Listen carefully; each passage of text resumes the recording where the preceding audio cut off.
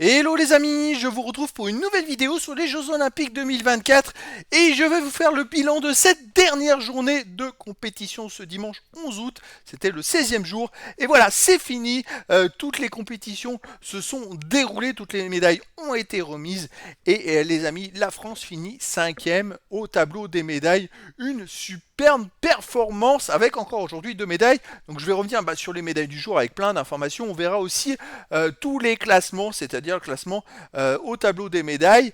On verra aussi le classement total médaille et puis je vous propose aussi le classement point médaille, c'est le plus juste, hein, c'est-à-dire 3 points pour une médaille d'or, 2 points pour une médaille d'argent, 1 point pour une médaille de bronze. Et donc l'équipe de France finit 5e au tableau des médailles avec 16 médailles d'or, 26 d'argent, 22 de bronze, 64 médailles au total. Son ancien record c'était 43 médailles.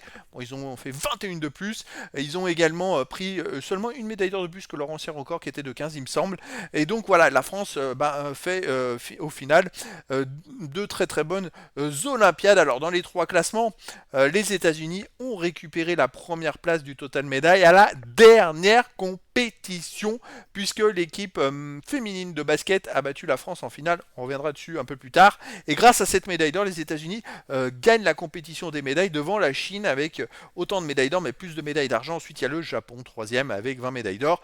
Au total médailles, États-Unis premier, 126, Chine deuxième, 91, Grande-Bretagne qui passe devant la France, vraiment de justesse, 65, parce que la France en a 64, et on verra plus loin que la France est quatrième. Et point médaille, États-Unis premier, Chine deuxième, et la France finit troisième, les amis, au point médaille.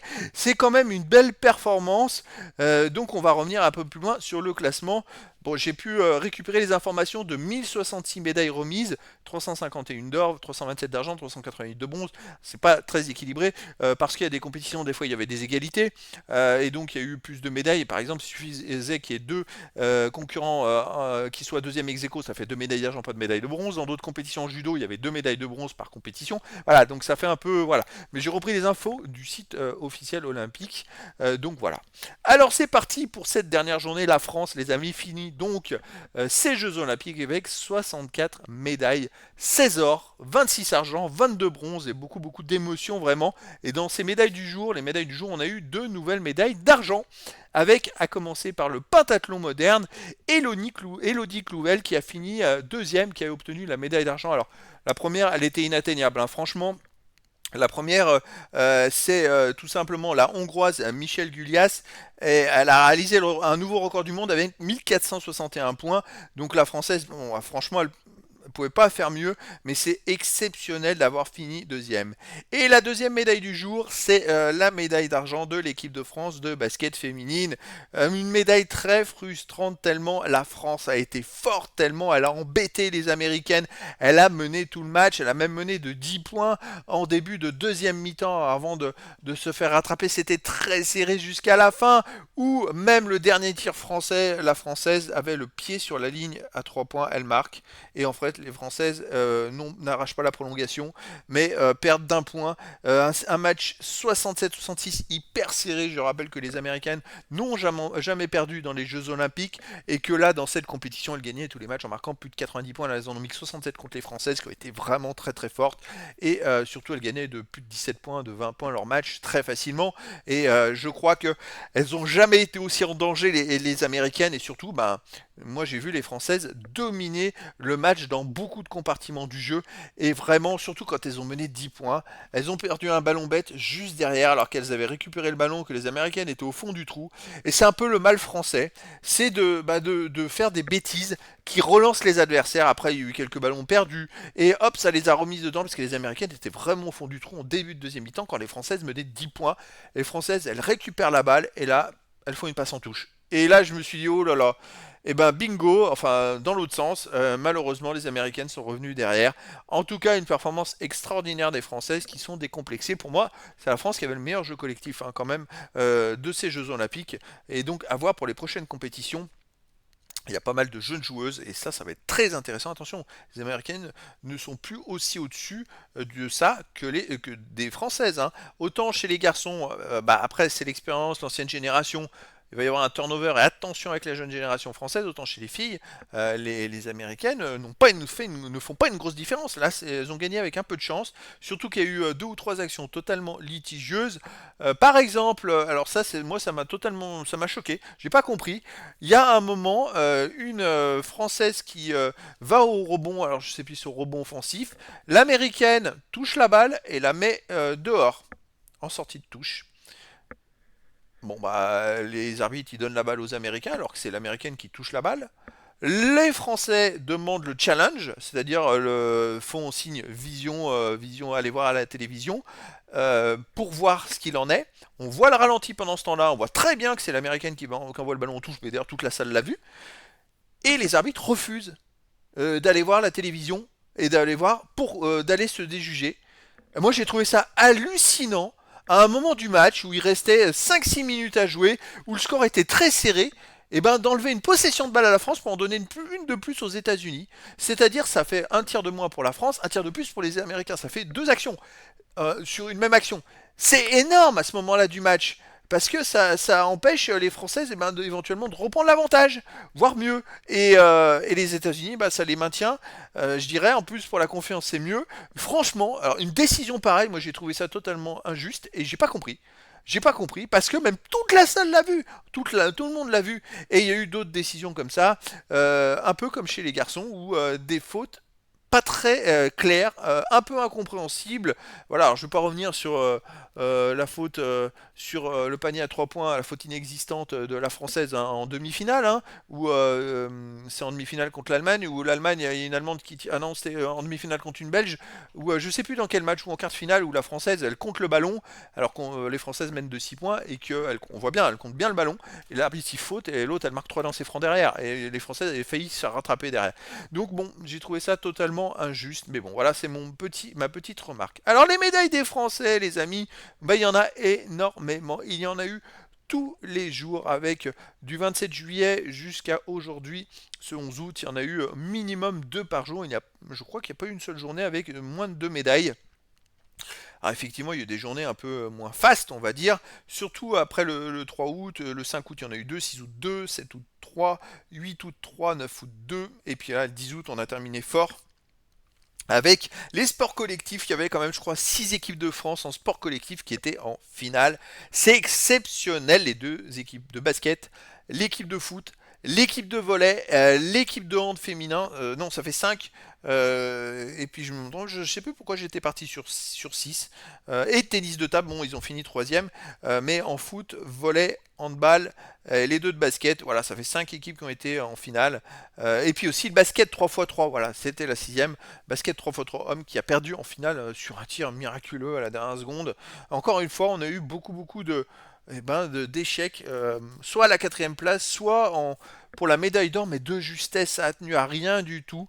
Enfin voilà, c'est la compétition. Allez, on va aller voir maintenant. Bon, les résultats comme ça, je vous referai des vidéos dans quelques jours par pays. Où je m'attarderai sur les sports. Je vais voir s'il est possible de faire, parce que c'est un gros boulot quand même, de faire des classements par sport. J'ai déjà commencé à mettre quelques vidéos de judo, escrime et natation, mais je vais voir ce que je peux faire derrière. Alors le tableau des médailles, c'est le classement final, c'est le tableau officiel les amis. États-Unis premier avec 40 médailles d'or, deuxième Chine 40, puis loin devant tout le monde, hein, parce que derrière on a Japon 20, Australie 18, France 16, Pays-Bas 15, Grande-Bretagne 14, c'est hyper serré, 13 pour la Corée du Sud, Italie 12, Allemagne 12, Nouvelle-Zélande 10, vous voyez, on n'est pas très loin devant plein de pays. Même si on a eu beaucoup plus de médailles proportionnellement, regardez les Pays-Bas, ils ont seulement une médaille d'or de moins que nous, pourtant ils ont 30 médailles de moins que nous. C'est quand même phénoménal, c'est assez hallucinant, c'est à ça que je vous dis qu'on n'a pas été tellement en réussite sur beaucoup de médailles qu'on n'a pas eu la médaille d'or de justesse. Quand on voit des équipes, des pays comme les Pays-Bas, je prends la Corée du Sud aussi qui a seulement 3 médailles d'or de moins que nous et qui a 32 médailles de moins. Vous voyez, c'est fou quoi.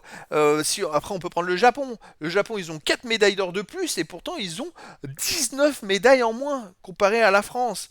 Bon, voilà, c'est comme ça, c'est la loi du sport. À noter dans le même sens qu'il y a le Brésil, hein, 3 médailles d'or, 7 d'argent, 10 de bronze, c'est-à-dire qu'ils ont eu 3 médailles d'or sur 20 médailles. Alors proportion quand même. Autant les États-Unis c'est du 30%, la Chine c'est du 45% de médailles d'or, le Japon presque 47%, l'Australie c'est du 30%, la France c'est du 25% de médailles d'or, et alors c'est pire, c'est le Brésil, c'est même pas du 15%, un peu moins de 15% de médailles d'or, le Brésil, malheureusement pour eux. Donc c'est quand même à souligner, hein. Je trouve que c'est un paramètre, on n'a pas été à notre avantage dans ce sens-là.